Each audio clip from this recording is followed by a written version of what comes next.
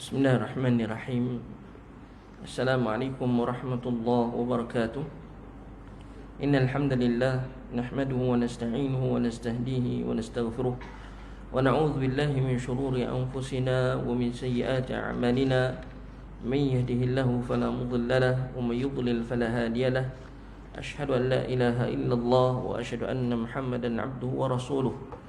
Qala Allah subhanahu wa ta'ala, qalu subhanaka la ilma lana illa ma 'allamtana innaka antal alimul hakim. Qala rabbi shrah li sadri wa yassir li amri wahlul 'uqdatam min lisani yafqahu qawli, amma ba'd. Tuan-tuan yang dirahmati Allah subhanahu wa ta'ala, alhamdulillah pada pagi ini dapat kita bersama-sama menghormati Allah untuk kita teruskan pengajian kita berkaitan dengan kitab kita, iaitu kitab Umdatul Ahkam pada pagi ini. Dan insyaAllah kita masih lagi dalam bab kitabun nikah. Topik pada pagi ini tentang rahmati Allah subhanahu wa ta'ala berkaitan dengan talak, berkaitan dengan talak. Bila sebut talak tentang rahmati Allah subhanahu wa ta'ala, para ulama' duk bincang. Kita kata pertama sekali dibincang berkaitan dengan jenis-jenis talak. Kita ada dua jenis talak yang masyhur kita kata. Dia ada talak yang dipanggil talak sunni dan talak bid'i. Talak yang sunnah dan talak yang bid'ah, adalah perbahasan di sisi ulama. Talak yang sunni ialah talak yang dilakukan ketika seorang isteri itu dalam keadaan suci. Adapun talak bid'i ialah antaranya talak yang dilakukan ke atas isteri tetapi ketika itu isteri dalam keadaan haid, wallahu a'lam. Dan talak itu secara umum yang dirahmati Allah Subhanahu wa taala ada juga pembahagian daripada sudut bilangan itu.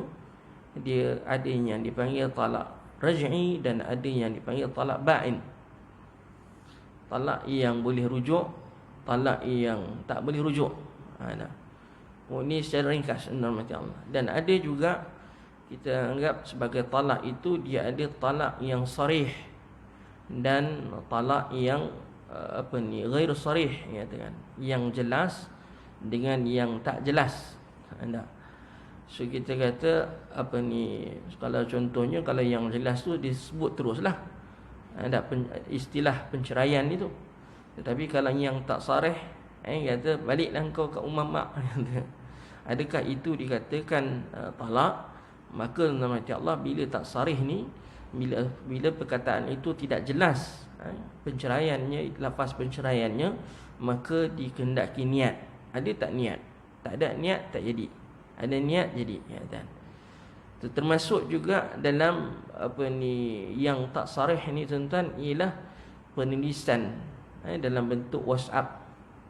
Walaupun lafaz yang ditulis itu di WhatsApp itu jelas, tetapi tidak dikategorikan, sebagian ulama' maknanya dia tidak kategorikan dalam konteks yang sarih, sehinggalah memang betul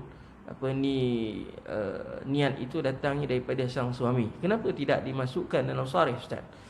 Dia hari ni tuan-tuan rahmati Allah, scammer banyak.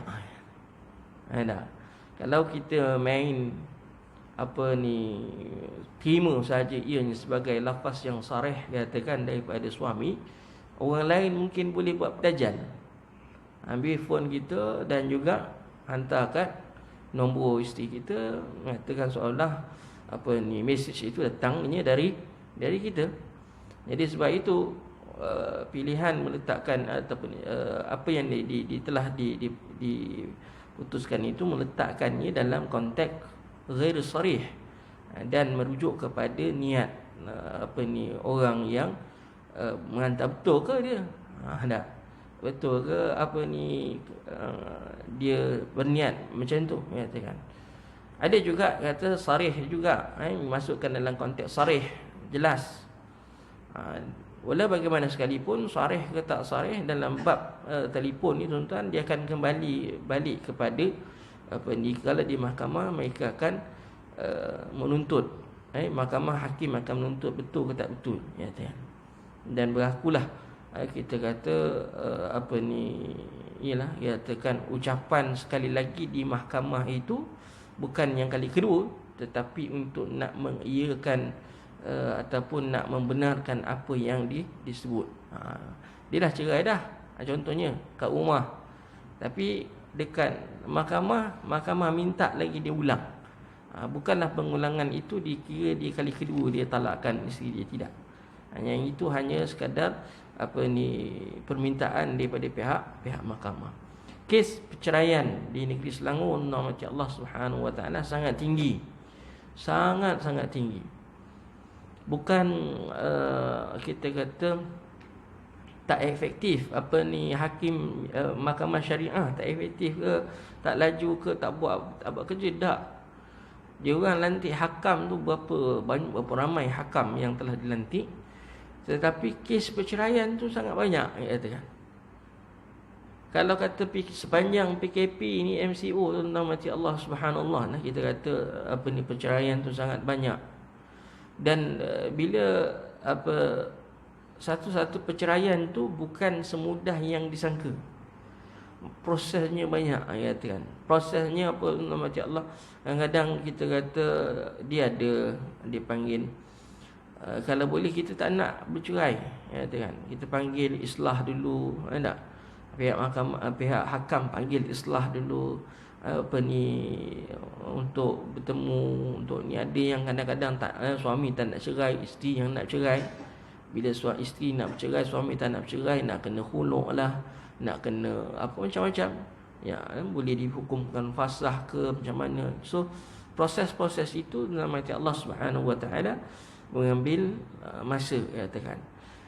Wallahu a'lam. Jadi tuan-tuan yang dirahmati Allah Subhanahu Wa Taala, mungkin kadang-kadang kita terkilan bila mana satu part dalam hati Allah daripada orang-orang yang terkenal cepat saja urusannya, tetapi bila datangnya daripada orang-orang awam, dia prosesnya jadi lama, katakan.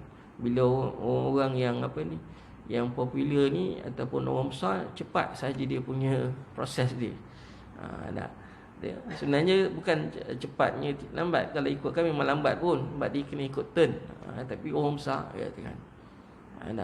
Tapi sepatutnya lah, kata-kata kena jugalah ikut ikut turn yang ada tuan-tuan mati Allah Subhanahu Wa Taala. Wallahu a'lam. Jadi moga-mogalah katakan Allah bermudahkan urusan semua tuan-tuan mati Allah yang baik itu, kita kata dipermudahkanlah. Bab la yunkahu mutlaqatahu thalathan hatta tankiha zawjan ghairah. Bab tak boleh orang yang telah ditalakkan dengan talak 3 tadi sehingga dia berkahwin dengan orang lain. Bab ni mati Allah Subhanahu Wa Taala, talak yang 3 dalam satu majlis, kita kata adakah dikira satu ataupun mati Allah Subhanahu Wa Taala dikira 3. Ini khilaf di sisi ulama. Jamaahir ulama mengatakan bahawa mati Allah talak 3 sekaligus jatuh 3. Talak 3 sekaligus jatuh 3. Maka bila dia jatuhkan talak 3 sekaligus itu, dipanggil nama Allah Subhanahu Wa Taala talak ba'in, talak yang maknanya yang tak boleh rujuk dah. Ini pandangan jamaahir ulama. Ada satu pandangan ulama mazhab Hambali contohnya, kata, dan sokong terima pandangan ini oleh Imam Syekh Islam Ibn Taimiyah rahimahullahu taala, mengatakan talak 3 serentak tak jatuh 3, jatuh 1 saja. Jatuh 1. Wallahu a'lam. Jadi benda tu khilaf, ada khilaf di sisi ulama dan ada hujah yang dipegang oleh kedua-dua kumpulan ulama yang bersisi faham tadi. Kita kata, jadi dalam kes ini kita tak boleh, sebab itu syekh-syekh kami dulu menasihati kami semua dalam kes talak,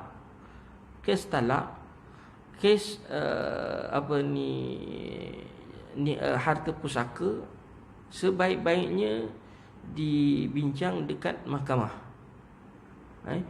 Paling tidak pun kita kata talak. Kalau harta tu nak tak nak apa semua balik kepada inilah yang katakan. Tapi kalau balik pada mahkamah, balik pada memang harta akan kembali kepada pejabat tanah. Katakan bahagian urusan harta pusaka, ada harta pusaka kecil dan besar. Tapi kalau talak ni tuan-tuan macam Allah, tak boleh ditanya dalam majlis ilmu, katakan. Kadang-kadang kes seorang tu tak sama. Takut nanti ada orang dengar, itu ustaz kata yang ni jatuh talak. Jadi sebab tu syekh-syekh katakan kami dulu tidak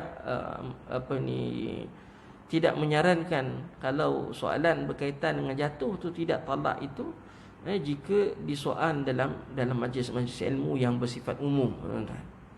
Sebab dia spesifik. Sebab jatuh atau tidak tu, sebab itu mahkamah yang akan tentukan. Hakim akan menentukan sama ada jatuh ataupun tidak. Kadang-kadang takut ianya timbulkan fitnah. Kita boleh jelaskan begini. Tapi macam Allah, hukum yang sebenarnya ialah mahkamah yang tentukan. Kadang-kadang mahkamah boleh saja jatuhkan hukuman sebaliknya, bukan melihat kepada bukti-bukti yang ada. Jadi kita kata berlaku perbezaan pandangan itu mati Allah, dan hakim ada hak untuk nak memutuskan benda tu. Kalau hakim ni mati Allah, masa saya belajar dulu, hakim ni dia tak terikat dengan mana-mana qadhi kan. Dia tak terikat mana-mana mazhab. Dia boleh pegang apa yang dinampak benda tu lebih baik. Sebab tu kita kata walaupun kita mazhab Syafi'i, tapi dalam situasi-situasi yang tertentu hakim boleh saja menggunakan pandangan-pandangan yang lain untuk melihat kepada keadaan semasa ataupun keadaan individu itu. Wallahu a'lam. Tuan-tuan mati Allah Subhanahu wa taala. Hadis yang pertama kita pada malam ini ialah pada pagi ini hadis ke-316 katakan. An Aisyah radhiyallahu anha qalat ja'at imra'atu Rifa'ata Qurazi ila an-nabiy sallallahu alaihi wasallam faqalat كنت عند رفاعة قرزي فطلقني فبث طلاقي فتزوجت بعده عبد الرحمن ابن زبير وإنما معه مثل هدبة الثوب فتبسم رسول الله صلى الله عليه وسلم وقال أتريدين أن ترجعي إلى رفاعة لا حتى تذوقي أسيلته ويذوق أسيلتك قالت أبو بكر عنده وخالد بن سعيد ينتظر أن يؤذن له فنادى يا أبا بكر ألا تسمعها إلى هذه ما تجهر به عند رسول الله صلى الله عليه وسلم. Maknanya Aisyah radhiyallahu anha menuturkan bahawa isteri Rifa'ah bin Qurazi datang menemui Nabi sallallahu alaihi wasallam lalu bercerita, aku dulu adalah isteri kepada Rifa'ah al-Qurazi, tetapi dia lantas menceraikanku dengan talak 3. Setelah itu aku menikah dengan Abdurrahman bin Zubair. Akan tetapi ternyata dia hanya sekadar hanya dia dipanggil dalam bahasa Indonesia dipanggil important. Maknanya kalau kita ni Cina buta. Cina buta. Mendengar perkataannya Rasulullah SAW tersenyum dan bersabda, apakah engkau ingin rujuk kepada Rifa'ah? Itu tak boleh kalau macam tu, katakan. Maknanya kalau sekadar Cina buta saja tak boleh. Pak sanggup. Pak sanggup tak boleh. Mana tak boleh, mana Nabi kata tak boleh sebelum engkau menikmati madu Abdurrahman dan dia juga menikmati madumu. Apa maksudnya tuan-tuan? Maksudnya ialah telah berlaku hubungan suami isteri di antara Abdurrahman dengan isteri Ibn Rifa'ah tadi, barulah boleh kita katakan. Tapi kalau kata kalau seorang ni macam Allah Subhanahu Wa Taala dalam istilahnya hari ni menggunakan Cina buta, bayar orang tu jadi pak sanggup, nikah, lepas nikah cerai, lepas seminggu dengan syarat jangan sentuh, kan? Maka perbuatan itu adalah tidak sah, dan haram, macam Allah Subhanahu Wa Taala. Nabi dah sebut, tak boleh gitu. Aisyah menuturkan bahawa ketika itu Abu Bakar radhiyallahu anhu berada di samping Nabi, sedangkan Khalid ibn Sa'id menunggu di pintu untuk mendapat keizinan masuk. Khalid hantar memanggil, "Wahai Abu Bakar, tidakkah engkau mendengar apa yang telah dinyatakan wanita tersebut kepada Rasulullah SAW dengan terang-terangan itu?" Tak. Jadi di sini tuan-tuan macam Allah Subhanahu Wa Taala jelas, kita kata dalam hadis ini dia telah mentalakkan isterinya sebanyak 3 talak serentak. Tak. 3 talak serentak. Wallahu a'lam.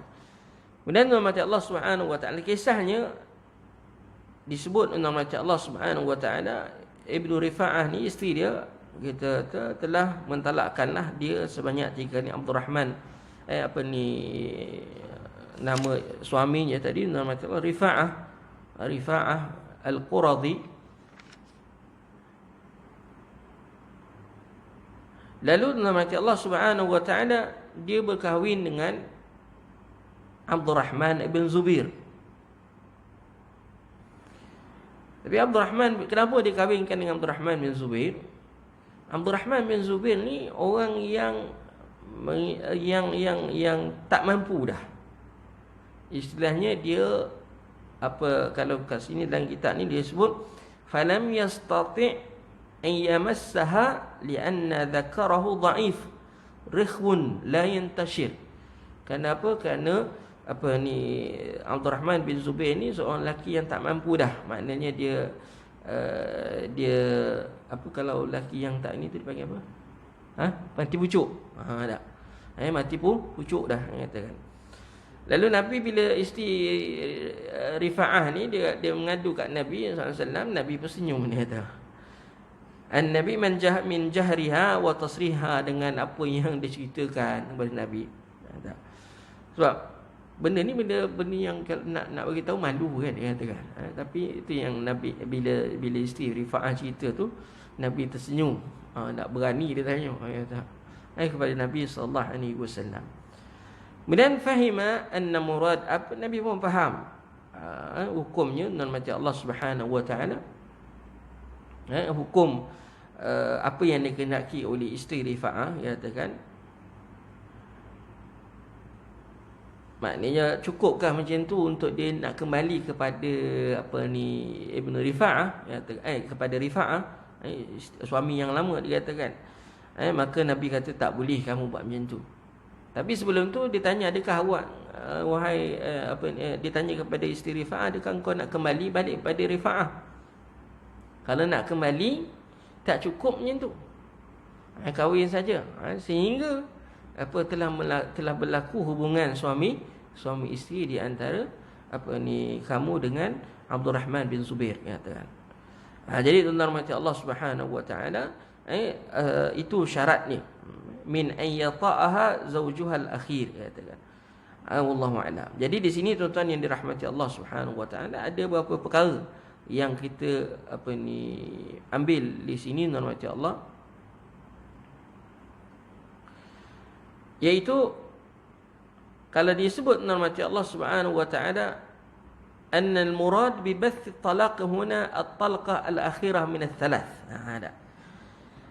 Yang dimasukkan dalam hadis ini ialah ada pandangan dalam hadis ini dia disebut dia kata fatallaqani fabatha talaqi, fabatha talaqi.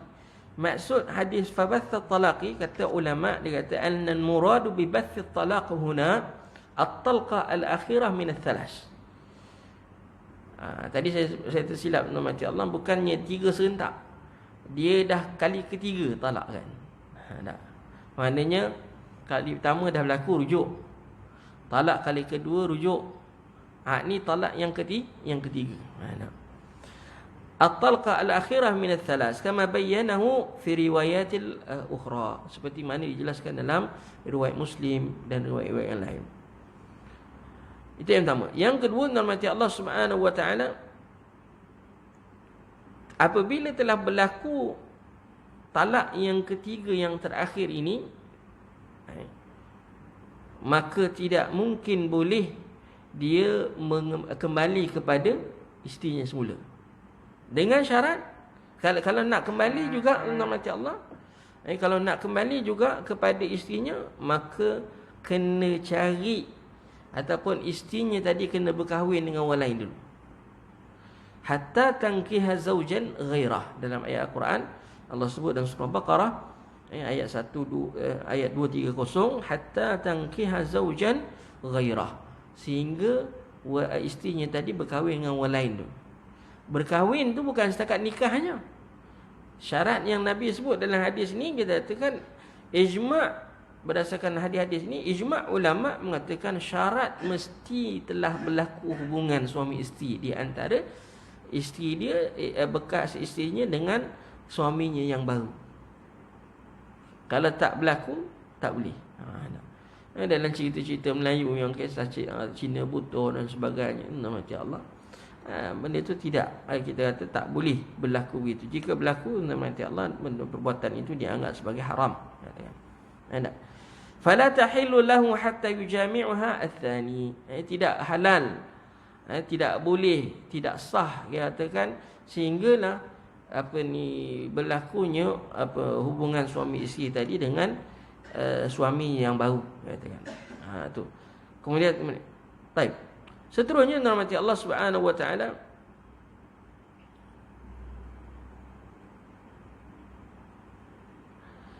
yang seterusnya di sini, kalau kita lihat dalam hadis Nabi sallallahu alaihi wasallam, aturidin, dia kata la hatta tadhuki usailatahu wa yadhuqa usailatak.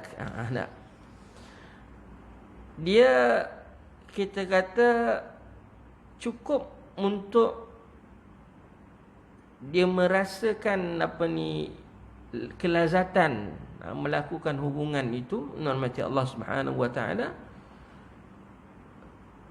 Tak, maaf saya kena sebut kat sini, dia katakan, iaitu memasukkan zakarnya tadi dalam kemaluan isterinya, walau lam yahsul inzalil mani, walaupun tidak keluar air mani sekalipun. Itu dimasukkan, maksudnya madu tadi tu. Sehingga kamu merasai madunya dan suami kamu pun merasai madumu, katakan. So dia kata kat sini cukup kelazatan yang berlaku apabila memasukkan kemaluan tadi dalam kemaluannya dimasukkan ke dalam kemaluan isterinya, cukup walaupun tidak keluar air mani. Itu disebut dalam fiqh begitu. Wa alaihi ijma' ulama, katakan. Dan ini adalah sepakat para ulama, mesti memasukkan dalam kemaluan isteri itu. Kalau tidak, tak jadi. Kalau hanya di luar saja, tidak. Dia kata mesti fala budda min ilaji li'annahu mazinnatul ladzah. Dia kata kena masuk, walaupun kena masuk. Kalau tak masuk, tak jadi. Adakah adakah dia syaratkan keluar air mani? Tidak. Anna la budda kita kata dia kata lam walau lam yahsul inzalul mani, walaupun tidak keluar air mani. Wallahu a'lam. Jadi tuan-tuan yang dirahmati Allah, dalam kes-kes yang tertentu daripada hadis ini, benda yang hak, benda yang betul, walaupun malu nak tanya, kena tanya juga. Dekat sini tuan-tuan mati Allah, la ba'sa min tasrih, tak mengapa kalau kita perjelaskan, beritahu walaupun benda itu memalukan, mati Allah, jika perlu kena jelas. Contohnya kalau kita dipanggil di mahkamah mati Allah minta kita menceritakan A to Z, maka tidak salah untuk kita menceritakan benda yang walaupun ianya memalukan, mati Allah, tetapi jika dia minta, jika kita perlu beritahu, kita kena beritahu, khususnya di mahkamah. Di mahkamah Bukan cerita kat orang dan sebagainya. Ya, nak cerita di depan hakim supaya hakim boleh buat keputusan. Hakim boleh buat keputusan. Ada dalam banyak kes yang dinukilkan, seorang isteri pergi mengadu dekat Umar bin Khattab radhiyallahu anhu. Masa tu zaman Umar merintah. Ya, wahai khalifah, dia kata, suami aku ni siang puasa, malam qiyam. Siang puasa, malam qiyam. Umar bin Khattab radhiyallahu anhu kata, baguslah kau dapat suami yang kuat ibadat. Jadi macam Allah Subhanahu Wa Taala, isteri ni perempuan ni sedihlah sebenarnya apa yang dimaksudkan tak dipahami. Kadang-kadang bukan semua orang mudah dapat faham apa yang dimaksudkan, lagilah orang perempuan punya ucapan dan sebagainya. Ali bin Abi Talib radhiyallahu anhu ketika itu berada di sisi Umar bin Khattab radhiyallahu anhu selaku qadhi, katakan. Maknanya dia beritahu kepada khalifah maksud yang dimaksudkan oleh wanita tadi itu ialah hak dia sebagai isteri. Hak dia sebagai isteri. Siang puasa, malam qiyam, bila suaminya bersama dengan dia. Jadi suaminya lalu dipanggil oleh Umar bin Khattab radhiyallahu anhu, meletak lutut dan khalifah panggil depan, dia katakan. Jadi lalu diputuskan, diberitahu kepada lelaki tersebut supaya beri hak isterinya tadi, mengadu, katakan. Jadi itu dinamati Allah Subhanahu Wa Taala. Dan yang terakhirnya kita lihat bagaimana akhlak Nabi sallallahu alaihi wasallam, kita dalam kes menyelesaikan isu isteri kepada Rifa'ah, wallahu a'lam. Baik. Kemudian nama Allah Subhanahu Wa Taala tadi saya sebut awal-awal tadi khilaf ulama. Kalau orang tu menceraikan isterinya dengan talak 3, adakah talak 3 serentak? Bukan talak 1 kemudian 1. Tak. Maknanya kalau dia dah tarakkan isterinya sebanyak 3 kali dengan cerai talak 1, dia tetap dikira 3 yang akhir. Yang kedua tetap dikatakan 2, katakan. Tapi kalau isu bila dia ceraikan dengan talak 3 terus, sekaligus, dia kata awqa'aha bi kalimatin lam yatakhallaluha ar-raj'ah fa hal tazamu talaqat thalatha fala tahillu lahu zawja illa ba'da an tankiha zawjan ghayra wa ta'taddu minhu am annaha takunu talqa wahidah. Benda ni tadi saya dah sebut ada khilaf di sisi ulama. Di sini nama Allah Subhanahu Wa Taala timbul, kita kata, yang tomahan ataupun fitnah, yang boleh saya katakan fitnah ke atas Ibn Taymiyah rahimahullahu taala, yang menyatakan bahawa Ibn Taymiyah bersalahan dengan ijma'. Bersalahan dengan ijma' ulama. Dia kata semua ulama sepakat dah bahawa talak 3 jatuh 3, katakan serentak. Tapi Ibn Taymiyah ni dia tolak ijma', katakan. Ijma' mengatakan bahawa 3 jatuh 1, kata tak jatuh 3. Jadi saya sebenarnya dalam hati Allah Subhanahu Wa Taala benda tu khilaf di sisi ulama. Memang imam yang 4, Imam Abi Hanifah, Imam Syafi'i, Imam Malik, Imam Ahmad rahimahullahu taala dan ulama Ansar kebanyakannya berpegang kepada 3 jatuh 3 serentak. Tapi ini jumhur, maknanya masih lagi ada pandangan ulama, antaranya riwayat daripada Imam Ahmad rahimahullahu taala menyatakan bahawa 3 jatuh 1. Dia sekaligus 3 tu jatuh 1. Dia tak jatuh 3. Wallahu a'lam. Benda tu khilaf lah, saya kata, benda tu ada khilaf di sisi ulama, wallahu a'lam bis-shawab, katakan. Jadi saya tak perlu panjang-panjang kat situ. Cukup sikit rahmati Allah untuk kita pegang sikit. Baik. Kemudian tuan-tuan yang dirahmati Allah Subhanahu wa taala, kita lihat hadis yang berikutnya, iaitu bab Ishratin Nisa. Dipanggil bab Ishrah. Bab Ishratin Nisa. Bab kita kata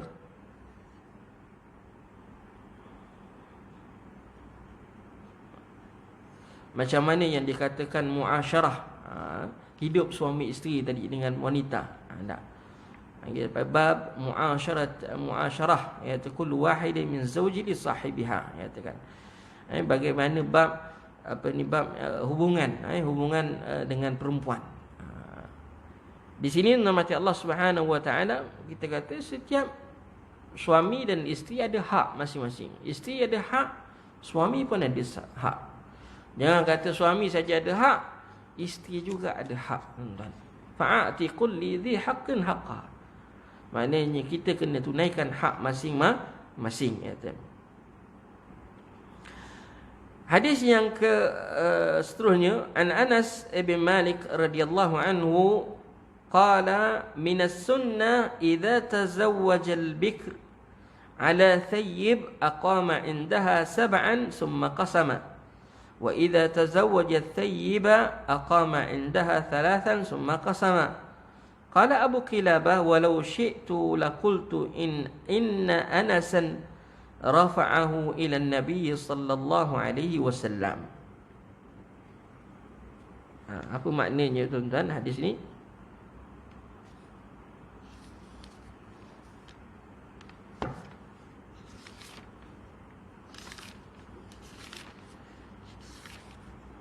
Dalam yang kitab bahasa Melayu ni dia kita kata riwayat ni. Okey. Anas bin Malik radhiyallahu anhu mengatakan, di antara bentuk sunnah Nabi adalah jika seorang menikah dengan gadis, katakan, hendaklah dia tinggal bersamanya selama 7 hari, kemudian barulah dia menggilirkan pada isterinya yang lain. Kalau isteri yang lebih lah ramai. Dia kahwin yang kedua, isteri yang kedua tu kita kata isteri yang keduanya adalah yang anak dara, kata gadis, maka kena duduk bersama dengan isteri yang kedua tu tadi selama 7 hari. Tak.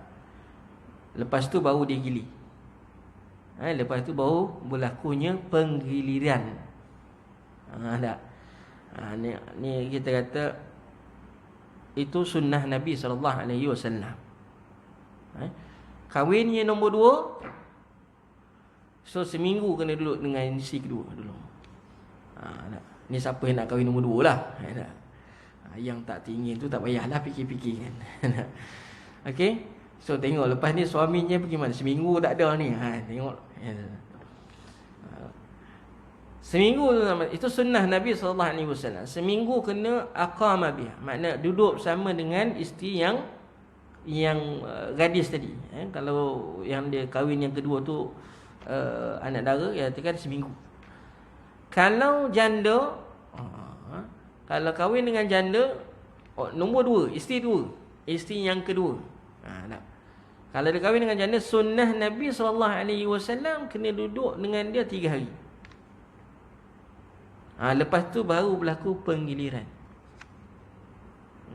Baru berlaku penggiliran. Namun jika dia menikah dengan janda, hendaklah dia bersamanya selama 3 hari, kemudian barulah penggiliran.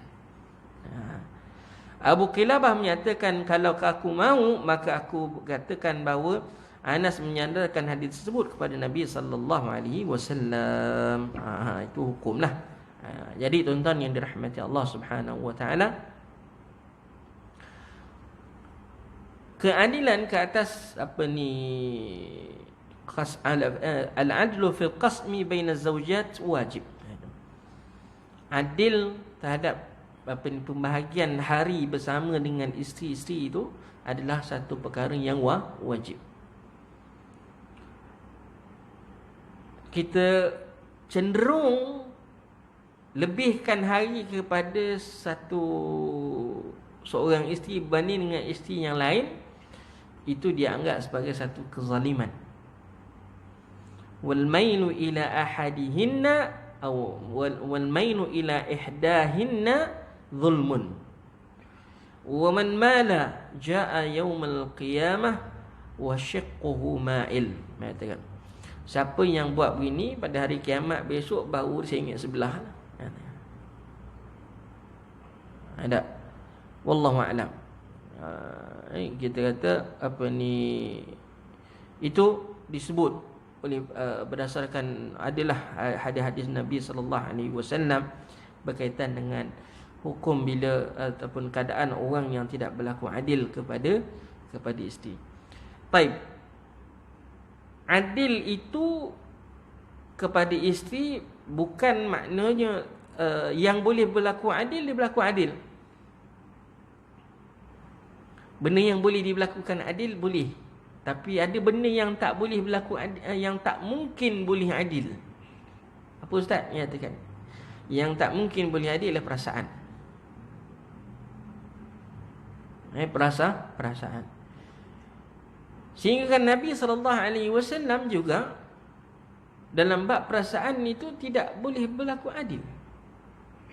Sebab semua tahu bahawa Nabi SAW menyayangi Aisyah lebih daripada yang lain. Sebelum dia berkahwin dengan Aisyah radhiyallahu anha, orang yang paling disayangi oleh Rasulullah ialah Khadijah. Sebab ianya berkaitan dengan perasaan.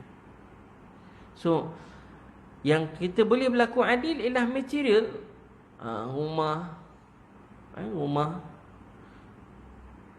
Jadi tuan-tuan, kalau boleh berlaku, dan kita kata berlaku adil itu pun kita melihat, kalau katalah isteri pertama dapat 6 ekar tanah, isteri kedua pun dapat 6 ekar tanah, isteri ketiga pun dapat 6 ekar. Kalau bagi setiap bulan 10,000 setiap seorang, 10,000 lah. Dia kena berlaku adil. Tak boleh tuan-tuan bagi 10,000 untuk isteri pertama, 5,000 untuk isteri kedua dan sebagainya. Unless kita kata berlaku adil itu melihat kepada kenapa lebih isteri pertama, sebab anak-anak. Itu bab lain. Isteri kedua nak bagi lebih-lebih bukannya ada siapa pun baru kahwin. So bagi ikut keadaan yang ada, katakan. Itu pun dikatakan telah berlaku adil. Tak? Janganlah kita kata isteri pertama baju besar, kena belikan isteri baju besar. Isteri kedua pun kena beli baju besar. Ikutlah badannya. Ikutlah saiz badannya. Tak. Jadi tak, barulah dikatakan adil, katakan. Wallahu a'lam. Baik. Dan ini disebut dikecualikan mati Allah Subhanahu wa taala dalam konteks kita katakan pembahagian hari ini apabila seorang suami itu berkahwin baru. Tak. Bila start berlakunya penggiliran itu selepas tempoh yang Nabi sebut dari hadis. Tak. Kahwin je baru, kahwin nombor 2, isteri kedua, tengok janda ke anak dara. Kalau janda 3 hari duduk di situ, lepas tu barulah berlaku penggiliran. Kalau anak dara 7 hari duduk dengan sama dengan dia, lepas tu barulah berlaku penggiliran. Wallahu a'lam. Itu sunnah Nabi sallallahu alaihi wasallam. Kita tadi disebut yang disebut dalam hadis. Hadis yang seterusnya yang terakhir, Ibn Abbas radhiyallahu anhuma qala Rasulullah sallallahu alaihi wasallam, "Law anna ahadakum idza arada an ya'tiya ahlahu qala bismillah. Allahumma jannibna syaitan wa jannib syaitana ma razaqtana fa innahu in yuqaddira bainahuma waladun fi dhalika lam yadhurruhu syaitanu abadan." Daripada Ibn Abbas radhiyallahu anhuma katanya, sabda Rasulullah sallallahu alaihi wasallam, jika salah seorang di antara kalian hendak menggauli isterinya, hendaklah dia baca doa ni. Bismillahi Bismillah, Allahumma jannibna syaitan, dengan nama Allah, ya Allah, jauhkanlah kami dari syaitan dan jauhkanlah syaitan dari apa yang telah Engkau kurniakan kepada kami. Setakat tu je. Bismillah, ya Allahumma jannibna syaitan wa jannib syaitan ma razaqtana. Jangan disambung lagi lepas tu. Dia baca hadis, konon nak beramal dengan hadis. Orang muda mau kahwin ni kata kan. Dia terus habiskan doa tu, sambungkan lagi tu. Fa innahu in yuqaddar bainahuma waladun fi dhalika lam yadhurruhu syaitan wa abada. Yang ujung tu dia bukannya doa, yang ujung tu keterangan tentang siapa yang baca doa tu, dia dapat bini, iaitu jika pasangan suami itu ditakdirkan mendapatkan anak dengan hubungan tersebut, maka syaitan tidak mungkin dapat memudaratkan anak tersebut untuk selama-lamanya. So doanya setakat Bismillah, Allahumma jannibna syaitan wa jannib syaitana ma razaqtana. Setakat tu je. Wallahu a'lam. Jadi macam Allah Subhanahu wa taala, kalau kita kata doa ini tidak dibaca, macam Allah, kebarangkaliannya syaitan dapat melakukan apa yang dia ingin lakukan. Wal iyazbillah min dzalik. Ini tentang macam Allah Subhanahu wa taala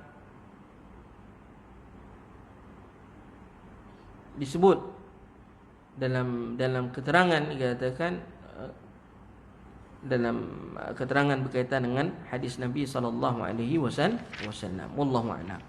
Baik.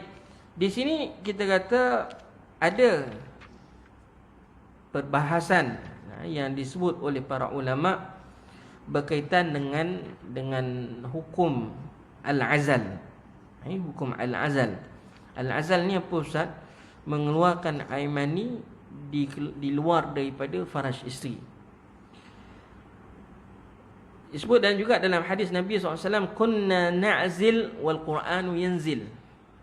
Disebut dalam hadis, kami keluarkan air mani, para sahabat mengatakan kami keluarkan air mani di luar daripada faraj isteri, katakan, dan ketika itu Al-Quran turun. Maknanya tuan-tuan, hadis tu bukanlah kita kata zahir maksud hadis, katakan, tetapi dia ada maksud yang tersirat. Maksudnya tuan-tuan macam Allah Subhanahu wa taala, hukum turun, Allah Subhanahu wa taala perjelaskan, maknanya di situ membolehkan seorang itu mengeluarkan air mani luar daripada faraj seorang isteri, katakan. Jadi benarkan. Kaedah itu biasanya digunakan pakai untuk mereka yang ingin menjaga penjarakan anak. Sebab itu dalam hadis itu disebut kunna na'zil wal Qur'anu yanzil, katakan. Kalau dulu mana ada ubat-ubat macam sekarang, katakan. Cara mereka untuk penjarakan itu ialah mengeluarkan air mani di luar daripada faraj isteri, katakan, apabila melakukan hubungan. Ala kulli hal, nama Allah Subhanahu wa taala itu ada perbincangan khas di sisi ulama. Sebagian ulama menghukumkan bahawa perbuatan itu haram, mengeluarkan air mani di luar daripada faraj isteri.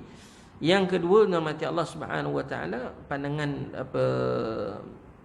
imam yang empat. Imam empat ni maknanya merujuk kepada Imam Abi Hanifah, Imam Syafi'i, Imam Ahmad, Malik, bersetuju ke atas ataupun pengharusan pelaksanaan al-azal tadi, ataupun mengeluarkan air mani di luar daripada faraj isteri. Wallahu a'lam. Jadi tuan-tuan yang dirahmati Allah Subhanahu wa taala, itu kita kata apa saja dirahmati Allah perbuatan, contohnya makan, kita tak baca bismillah, syaitan akan makan sekali dengan kita. Apabila melakukan hubungan dirahmati Allah, waliyazbillah, kita katakan kita tak nak syaitan bersama-sama dengan kita dalam melakukan hubungan itu, maka bacalah bismillah. Allahumma jannibna syaitan wa jannib syaitan ma razaqtana. Itulah sunnah Nabi sallallahu alaihi wasallam. Wallahu a'lam. Jadi setakat itu saja yang sempat saya kongsikan dengan tuan-tuan yang dirahmati Allah Subhanahu wa taala. Kita lepas ini insya-Allah ada lagi bab-bab berkaitan dengan larangan-larangan Nabi sallallahu alaihi wasallam. Ada soalan nak tanya kalau ada? Pokok nak tanya.